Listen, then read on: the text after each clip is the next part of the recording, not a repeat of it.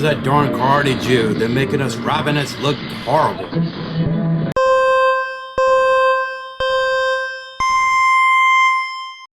If you've enjoyed this program, please click like and subscribe.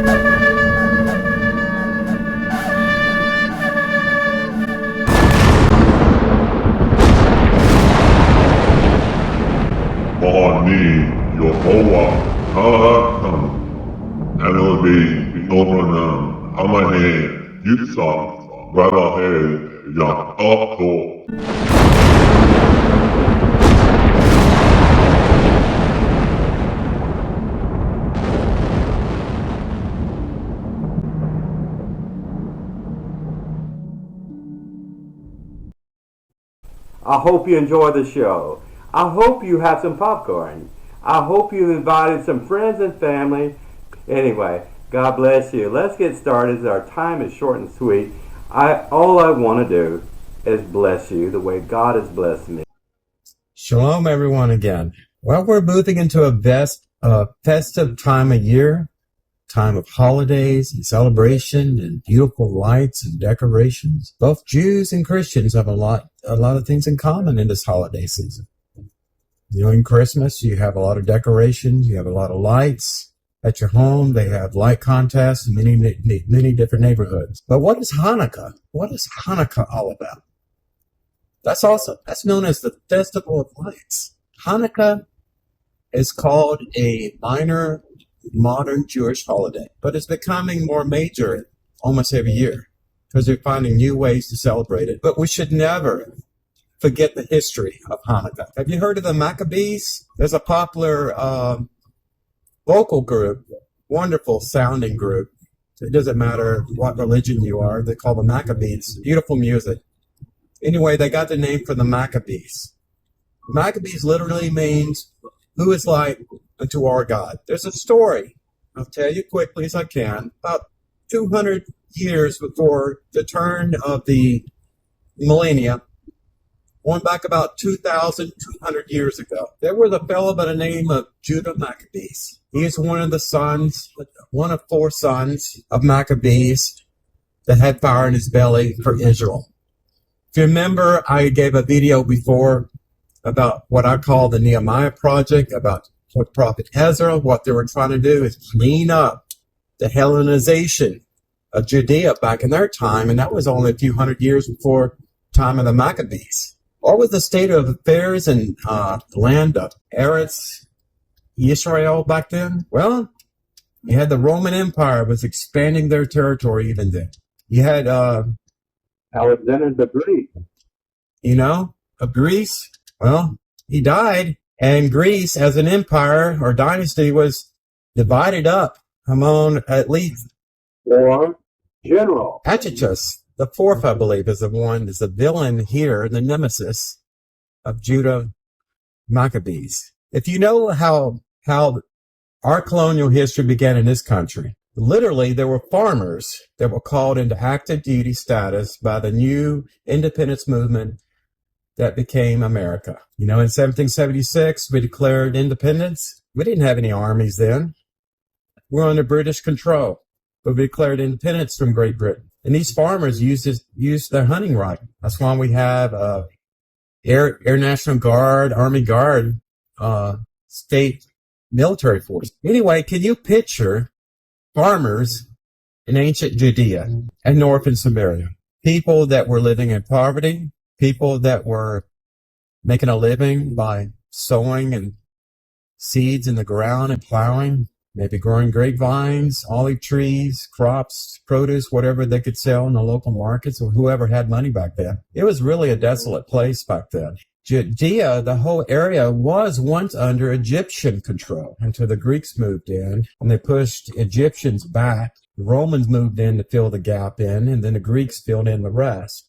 And the Jews were caught in the middle, like we've been caught in the middle of a lot of arming parties. There's some brave men, Jewish men, zealots for their country. Early Zionists, as I would like to have called them. Not moderates, not Reformed Jews, not Hellenist Jews, whatever the hell that was. These were legacy Jews from the time of Ezra and Nehemiah. They had fire in their belly back in that time. Picture this. Judah Maccabees, a warrior, a commoner, a priest who was poor-centered in everything he did. God in the heavenlies took notice of it. You picture one man, I don't know, maybe 1,000 paramilitary troops, farmers, swords, spears, bows, and arrows back then, fighting off an efficient and well-trained Greek army. Beat them, took the swords out of their hands on the road to Jerusalem. Under the leadership of Judas Maccabees,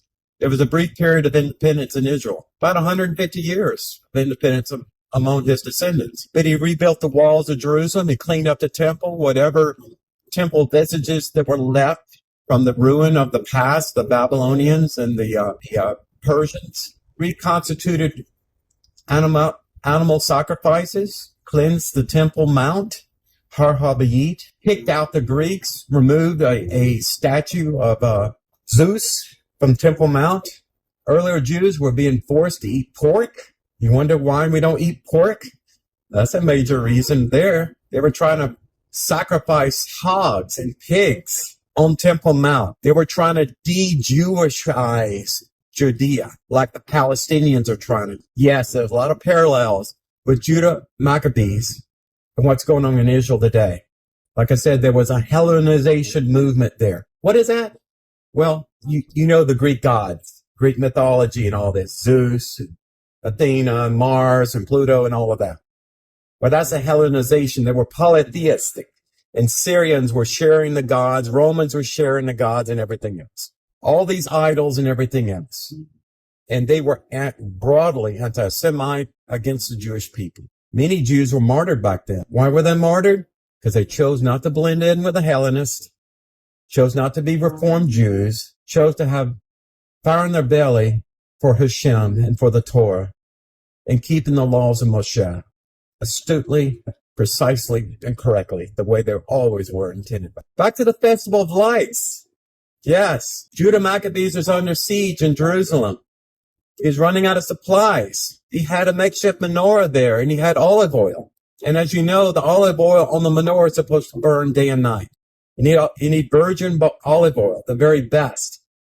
And those menorah candle wicks, holders. This is within the Holy of Holies spot there. They probably had a makeshift temple during that time, and they had a menorah there. They didn't even have gold. They maybe had some silver and copper and brass and other lesser metals like that. But they had that menorah going, and they're running out of olive oil. As you know, olive oil was the main fuel they used back then for heating, for cooking, things of that nature. They had to ration food and water and supplies. They were running out of oil for the menorah, candles. They couldn't go out, could they? They had to burn day and night before Hashem. What happened? For 8 days, the amount of olive oil that was required for one day lasted for 8 days. Now, we may be disconnected from the miracles of Moshe and leading the Jews out of Egypt and parting the Red Sea. We might think that's all mythical and storytelling. But this is more or less modern history. This is in multiple historical books. Judah Maccabees was a Zionist for Israel who reinstituted temple sacrifice, who followed the laws of Moshe astutely and correctly, as they were written verbatim, instituted the laws of Moshe throughout Judea during that time, much like Ezra and Nehemiah did before his time. So it was not crazy to assume that there was a menorah there that burned olive oil day and night as a requirement. We celebrate Hanukkah because of that miracle, and we light our menorah candles in our homes. Our children light their menorah candles, and we light them. It's a Hanukkah version of the menorah. It actually has 8 candle holders. instead of the ancient. We're going to be starting this very soon, this coming weekend. Before we run out of time, I just want to give you a little history lesson, let you know what this is. So, what's going on in Israel parallels the Hellenists in northern Israel back in the day of Judah Maccabees is equivalent to what's going on in Tel Aviv. Tel Aviv is the center of science and medical innovation in Israel, but it's also the center of atheism, secularism, Reform Judaism, every ism other than Mosheism. And these people in Tel Aviv have broad disconnects with the Orthodox Jews. Close to the Judean Hill and Hebron. And Jerusalem. The same things that were going on the day of the Maccabees is going on in Israel today with an out of control Supreme Court, Arabs that incidentally hate Israel, Knesset run by Arabs more than Jews. But at least Judah Maccabees had control of Har Habayit Temple Mount, and he was instituting the laws of Moshe. And he fought, and he lived his life, and he sacrificed his life. But those things that he knew were true, and God honored that by recognizing that miracle of Hanukkah. Shalom Aleichem. Expect more updates about Hanukkah, and God bless you.